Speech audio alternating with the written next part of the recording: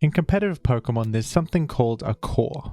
And what that is pretty much just a group of Pokemon that work well together.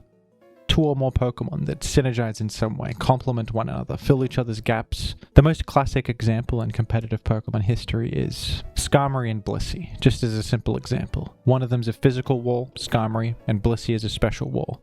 They round each other out defensively, one of them takes hits that the other one can't take. Today I'm going to be talking about offensive cores, Pokemon that complement one another offensively. Maybe they have coverage that the other one lacks. They fill each other's gaps and create some kind of game plan. I'm going to be going through every generation and highlighting one offensive core that I think is cool or interesting or fun or whatever. So let's go ahead and start with Generation 1. Generation 1 is a weird metagame with a lot of unique mechanics. The metagame did not have held items, EVs, or anything like that. Special was a single stat, so special attack and special defense were combined into one stat. It's a weird metagame with a lot of honestly broken mechanics, and it's a bit of a mess, but it's also kind of fun. It's a unique way to play competitive Pokemon. It's like competitive Pokemon stripped down to its absolute basics. And I think that this core is kind of a good example of what makes Gen 1 OU unique. You have Slowbro here, who, with Amnesia, which raises special, this is basically like Calm Mind times 2. You raise your special attack and special defense pretty much by 2 stages, which is really strong. It's something that doesn't exist in later generations. It's something that makes Gen 1 unique. And Slowbro actually has a very good synergy with Rhydon. They sort of cover each other defensively. Slowbro is weak to electric. Rhydon's immune to electric. Rhydon is weak to water, ice. Slowbro resists those types. And another reason that they synergize well is because Slowbro can spread paralysis with Thunder Wave, which allows Rhydon to use Rock Slide for the para-flinch combo. With, paralysis chance plus flinch chance, there's a very high chance that the enemy won't be able to do anything. They'll get worn down and eventually broken through with Rock Slide, which is really good against the targets that Rhydon can pressure with this strategy are usually special walls like Chansey or Snorlax, which are some of the most common special walls in the format. Chansey with its absolutely massive special stat and high HP. Slowbro can lure it in. Chansey wants to come in and wall Slowbro. You Thunder Wave it, and then Rhydon can come in later. Rock Slide the Chansey down. Rhydon itself can spread paralysis. So these guys, they complement each other nicely. They not only defensively they complement each other, but Rhydon is able to break through and pressure the things that Slowbro fears the most. So there you have it, Slowbro and Rhydon in Generation 1. Pretty cool. Moving on to Gen 2. By the way, folks, I'll include teams in the description if I can find them with these cores in them. This is a cool one. This is a synergy between Quagsire, Miltank, and Tyranitar. This seems like this is a weird squad. Visually, in terms of vibes, they don't seem like they mesh together, but in Generation 2 OU, they work well together. Quagsire is the first water ground type to ever exist, and it is great against the electric types of Gen 2 OU, Zapdos and Raikou. They are some of the most common Pokemon in the metagame, and HP Grass is not as common in Gen 2 OU because Zapdos and Raikou, they would rather hit the more common Golem, who is ground rock, so they use HP Water for that, or HP Ice to hit grass types like Exeggutor or other ground types like Nidoking and even Golem. So HP Ice and HP Water are the most common. So Quagsire can kind of just switch straight into them and threaten them with HP Rock, and you notice it has Belly Drum, which is interesting. Quagsire is also pretty slow. It can operate as a win condition with Belly Drum, but it needs some help, doesn't it? Well, it has Rest here, and Miltank helps it in multiple ways by spreading paralysis with Body Slam, which allows Quagsire to overcome its low speed. Miltank also has Heal Bell, which can heal the rest, and it defensively answers stuff that Quagsire can't. And then in comes Tyranitar, who has access to Pursuit, which traps and eliminates ghost types, which supports Miltank, because Miltank only has Body Slam. Guess who's immune to normal? Ghosts. Tyranitar eliminates the ghost. Tyranitar also has Fire Blast, which hits Skarmory. That's very useful for both Quagsire and Miltank.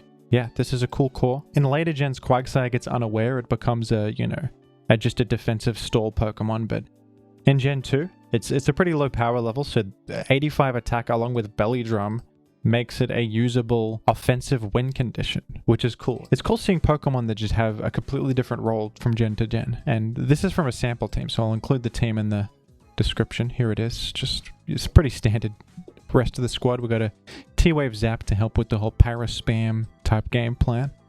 And of course, Snorlax, who is pretty mandatory in Gen 2. Best Pokemon in the format. Anyway, moving on to Gen 3, if you'll allow it. Now we're getting into crazy territory, folks. This is a offensive core, and fair warning, this is not going to be a super viable choice if you're trying to climb the ladder or win tournaments, but I thought I'd showcase it because it's kind of an example of really creative stuff that Vapicuno came up with this synergy, and he discovered that Gardevoir and Linoone, who are both, not OU Pokemon, have a crazy synergy. As well as Magneton. So Magneton, if you don't know, has Magnet Pull, which allows it to eliminate Skarmory, and also Forretress, which can enable physical attackers. Linoone is a physical attacker with Belly Drum, Extreme Speed, and other physical moves, as we can see here. But what does Gardevoir have to do with this? Well, Gardevoir can actually use its ability Trace to copy the enemy's ability. And in this case, it aims to copy Dugtrio's ability, which is Arena Trap. You can trap enemy Dugtrio, get a guaranteed memento, which allows you to feint yourself, lower the enemy's attack and special attack. Go to Linoone and create a free opportunity to use Belly Drum. And then from there, you can hopefully sweep Extreme Speed, which is an 80 power priority move. I'm sure you're familiar with it. HP Grounded Shadow Ball for coverage. I have a video from a while ago on this channel trying out that team, and the results were surprising. It's a bit of a funny comedy team, but also it was a lot better than I expected, and it actually functioned pretty well. And even in matchups where Gardevoir is not up against Dugtrio, the combination of Reflect and Memento can make way for Linoone to enter the field and get a free setup opportunity with Belly Drum. There are more straightforward cores, but I thought I'd share a funnier one. If you want to try out yourself, I think I still have the team lying around somewhere. I used it in my laddering video from like a year ago or so. I'll link that. I'll link Vapicuno's video on the team, which goes into a lot more nuance. So check that out. It's a good video. Let's move on to Generation 4, if you will. Now this one's cool. This is a synergy in Gen 4 between Porygon 2, NU ranked Pokemon by the way, and Scizor, who is of course OU. Great Pokemon in the metagame, but how do these fellas work together? Well, Scizor is, times 4 Fire Week. One of its biggest foes in Gen 4 OU is Heatran. And Porygon 2 is actually a very good switch in against Heatran because it Trace copies the enemy's ability. It will Trace Flash Fire, which will make it immune to fire. It can completely tank Fire Blast, Flamethrower, and it also shrugs off Heatran's other coverage like Earth Power, HP Ice, etc. And from there it can Thunder Wave or to whittle it down with Thunderbolt if they lack Toxic or anything like that. And Thunder Waving it is really useful if it's a faster set, because then Scizor can now threaten it with Superpower boosted by Life Orb. Porygon 2 can do something dissimilar to Magnezone. Magnezone is one of Scizor's biggest foes. It's a Magnet Pull, Magneton 2, as some call it. And it has HP Fire, which one-hit KOs and eliminates Scizor. Often it outspeeds Scizor. This is, Scizor often runs a bit of speed investment, but Magnezone can go like Timid Nature, outrun it. Even some of them run Scarf just to outrun certain things. But Porygon 2 can trap Magnet Pull because Magnezone itself is a Steel type. Porygon 2 can, it's pretty naturally bulky, and it can T-Wave Magnezone, which is the crucial thing because that allows Scizor to now outspeed Magnezone in Superpower, which probably KOs Scizor has with this huge attack stat. Super effective move. That's gonna own Magnezone pretty hard. And of course, another Pokemon that Porygon 2 can switch in and match up well against is Gyarados, who has Intimidate. Gyarados is kind of a check to Scizor. It resists Steel and Bug and Fighting, which is this is the most common Swords Dance Scizor set. Gyarados resists all of them, intimidates Scizor, lowers its attack, and kind of just forces it out. But Porygon 2 switches straight into Gyarados, copies its Intimidate, lowering its attack, can then shrug off whatever it does, and Thunderbolt just straight up KOs it, or it can just Thunder Wave, which is nice against a potential switch out, or, catch a ground type, come in with Ice Beam. These guys synergize very well, and I think it's a really cool synergy as well. I have a team with this. I think I lost the team, but I could try and dig it up. I recently lost all my teams. I was trying to back them up and I made a mistake and I lost them all. So I'll see if I can find this one somewhere, but if not, then it's not going to be in the description. I apologize, but if I find it, I'll put it in there. Now in Gen 5, a core that I like is the combination of Mamoswine, Tornadus, and Ferrothorn. And I would like to shout out Gamer123456 for cluing me into this one. This is a cool core. These are my two favorite Pokemon in Gen 5, Tornadus and Mamoswine. because I feel like they're not super used in later gens. Mamoswine in particular, I think, is just a really awesome, well-designed offensive Pokemon with Ice Ground typing, which makes you neutral to Rock, and offensively is just amazing. It's like almost perfect coverage. And it also has Thick Fat, which gives it a bit more defensive utility, lets it come in on certain stuff, and it has great stats, but it's not too speedy. I just think it's a really well-designed Pokemon. Mamoswine kind of falls off because of power creep and whatever else later on. But in Gen 5, it's a really good wall breaker. And it works well with Tornadus because, you know, it has that ground immunity, which allows it to pivot in on like Thunderous Theory and Thunder, and then threaten Ice Shard. Ice Shard also really helps against Latios and the other Psychic types like Alakazam. You Ice Shard them and you can break their Focus Sash and probably break through them. Substitute is a good move to click when you're forcing out something in front of you. It can also be used to activate this Slowbro, which is a cool tech. This is not a set I've ever used, actually. This was Gamer 1, 2, 3, 4, 5, 6. That was him. That was all him. But I've used Never Melt Ice on this. You can also use Life Orb or other stuff, just lefties. But Slowbro is cool too. I mean, you got a lot of good natural bulk with that HP stat. You can, and Thick Fat, and your decent typing too. Get hit into range of your berry, and then this guy with a berry kind of goes crazy, right? It outruns probably Alakazam, bunch of stuff, go nuts. And then Tornadus helps against the fighting types that threaten Mamoswine, like Breloom with its grass fighting stab. Tornadus helps against that a lot. Both of them benefit from having hazards up too. And Ferrothorn makes the hazards, and with a Lumberry or Rawstberry, which cures Burn if you prefer, make it a safer switch in against Scald. You know, Scald spam can be a problem for these fellas. And if Ferrothorn just had lefties, it is prone to getting Scald burned, but Rawstberry or Lumberry gives you a line of defense against that, and it lets you make your hazards and just go crazy. Yeah, these are just awesome Pokemon in Gen 5 that I enjoy using. Now this is kind of an epic one. This is Gen 6 OU Sticky Web offense. So you lead with a Shuckle on these teams. You try to make Sticky Web and Stealth Rock. You have a Mental Herb, which makes you immune to Taunt a single time. So if they try to taunt you as you're making Sticky Web, joke's on them. You're doing it anyway. And then from there, you want to maintain that Sticky Web on the field, which will lower the enemy's speed when they switch in, and use fellas that benefit from that lowered speed. What do we got here? We have Hoopa, who I don't think is ranked in OU. It's RU. Unfortunate typing, but on Sticky Web's team, it's got low speed, but you run max speed Scarf, which makes you pretty fast, and then with the support of webs, you outrun other fast threats, other Scarfers, and look at this thing's special attack stat. I mean, what the heck? This is going to go crazy.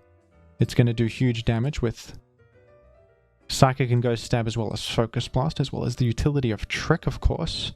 Bisharp is a key player here. Bisharp has access to Defiant, which, when the enemy tries to defog to remove the Sticky Web, Bisharp gets a ×2 attack boost. So they have to choose, do I want to create a monster with ×2 attack with Bisharp, or, you know, remove these Sticky Webs? They're kind of between a rock and a hard place. Bisharp enables this strategy big time, and Hoopa kind of enables it too by being immune to Rapid Spin. I think the most common spinner in Gen 6 is Excadrill, who you threaten with Big Shadow Ball, Big Focus Blast. And Azumarill kind of not only benefits from the Sticky Web being a pretty slow offensive threat with Belly Drum here, but also defensively. What's Bisharp weak to? Fighting. Azumarill rounds it out nicely. It's weak to Fire. Azumarill resists. These kind of complement each other well defensively. I think this is a fun core in Gen 6 OU. Very aggressive, very go for the throat style gameplay that enables certain Pokemon to thrive. When I think of Gen 6 OU, I always think of Bisharp. I remember it getting a huge boost in viability in that generation, where in Gen 5 it was kind of not that great, but then it got access to buffed knockoff, and Defiant was much more useful now that Defog could remove hazards. So yeah, I like to highlight a little core with Bisharp and Shuckle and Azumarill and Hoopa. This is a cool one, folks. We've got the synergy between Tapu Bulu and Mega Heracross. Now, I always forget the insane stats of the Megas. This guy has 185 base attack. I mean, that's nuts. You know, Tapu Bulu creates grassy terrain, which actually boosts Heracross's Bullet Seed, and it gains skill link after Mega Evolving. So, Bullet Seed boosted by grassy terrain. I mean, that's some huge damage. Plus, they are both kind of checked by the same Pokemon, like Skarmory, Zapdos, those kind of guys, and they both have ways to apply pressure and eliminate lure in Zapdos and eliminate it with a big Stone Edge, something like that, which then enables Heracross to go crazy. They both lure in the same Pokemon and have ways to eliminate them that enable the other one. Pretty simple, and these guys are cool. Tapu Bulu I think is definitely the coolest Tapu. And Mega Heracross, I never really used this guy back in the day. I used it a little bit, but this is a cool synergy that I found. Perusing Smogon. Shout out to the guy who made this post with various Gen 7 OU cores. Royal Flux, thank you. They nicknamed Greenhorn for this duo. Isn't that flavorful? Isn't that fun? Let's take a look at Gen 8 OU, my favorite generation. Just kidding. Now I'll admit I didn't play Gen 8 OU much compared to every other generation. I sort of checked out and started going back to the old gens. I wasn't a fan of the generation overall. Victini and Weavile have a cool synergy. They just threaten a lot of stuff together. Victini has fire, electric coverage. Weavile has dark and ice stab, as well as priority. Weavile threatens Landorus Therian, who Victini hates, and Victini threatens like Skarmory, who Weavile hates, and Corviknight. Victini also has access to U-turn to pivot into Weavile itself, if you can believe such a thing. They provide each other entry points, they cover each other's weaknesses, they form a strong offensive core for a team. And isn't that fun? If I were to play Gen 8, I might use these guys. I might just use them on a team if such a thing is even fathomable to you. I always liked these guys. I enjoyed Victini back in Gen 7 with, Z Celebrate as well as a simple Choice Band V-Create. Always a fun Pokemon, V-Create, an insane high power move with absurd breaking potential. We love it. Weavile, excellent Pokemon, of course. And finally at last, here we are in the current generation, Gen 9 OU, where I think a good offensive core is Baxcalibur, Slowking, and Choice Spec Sylveon. Now this may seem crazy, but think about it, folks. Think about it. Baxcalibur, Sylveon, they're both complementary attackers. This one's physical, wall breaker, huge damage with priority. Sylveon, Choice Specs. And you know what's cool about them? They complement each other defensively as well. Baxcalibur, weak to enemy dragons. Sylveon, immune to dragon. Weak to fighting, resists fighting. And who helps them pivot into one another is Slowking. We've got Walking Wake existing in the metagame. Slowking has seen a rise since then, where it can switch in, defensively handle Walking Wake, whilst also chilly receptioning to regen its health back. Remove the sun. Create snow, it's now called, not hail anymore. Which provides Baxcalibur with a small boost as well, which is fun. But the big thing is just pivoting into either one of these fellas. I really enjoy this core. I think it's strong, and I think that this is the kind of thing that does well in Gen 9 OU in my experience. The pivoting into big wall breakers that can threaten the entire world. You're going to want something like Rhydon Wash here. You're going to want perhaps Great Tusk for a bit of hazard control. You know how it goes in Gen 9. It's kind of auto-include, but I thought this was a little bit of an interesting offensive core you can go with. Pixelate boosted Hyper Voice is just almost impossible to switch into, and then Psyshock to hit Quagsire. It's everything you want, really. This is all you want in a Pokemon. It's kind of like Iron Valiant bulky version. And Quick Attack can finish stuff off with this gets a Pixelate boost too. You have a low health Dragapult or something like that. You're gone. Meowscarada, Iron Valiant, various things. Quick Attack finishes them off. Thank you for watching, everybody. That's all. I'm glad you watched this video. I had fun researching this stuff today. Taking a look through all the generations. This particular video topic was requested by none other than Skyhops. Thank you very much for the request. Hope you enjoyed the content. And thank you to the rest of the patrons pictured here. Whoa, look at that. Look at all these great patrons. If you become a patron, folks, you can appear on this end screen yourself, as well as request videos and speak with me in a direct message. I mean, you can have fun. It's going to be a good time for you. I hope you consider it. Look at all these people with their favorite Pokemon beside their name. We have Goldengo, whose favorite Pokemon is Goldengo. Pictured in the Pokemaniac section, we have Skyhops with the Iron Mugulus. That wouldn't be my choice for a favorite Pokemon, but to each their own. I always say, that's awesome. I'll catch you later, everybody. Normal edited content returning soon. Goodbye.